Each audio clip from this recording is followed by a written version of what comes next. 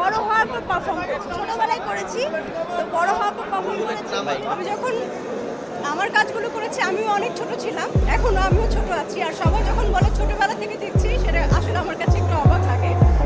এবার বয়স নিয়ে কথা বললেন দিঘি, চরমোহন্তকে ভাবে ধুয়ে দিল পূর্ণিমা। বয়স নিয়ে কথা বললেন এবং দিঘির চরমোহন্তকে ভাবে ও ধুয়ে করেছেন নায়িকা পূর্ণিমা। সেখানে অন্তকে পূর্ণিমা আর কারো অন্তকে নিয়ম উচ্চারণ করে না, বলে অন্তকে দিঘির কথা অন্তকের সাথে সামগ্রী অন্তকে রেখে কথা বলার।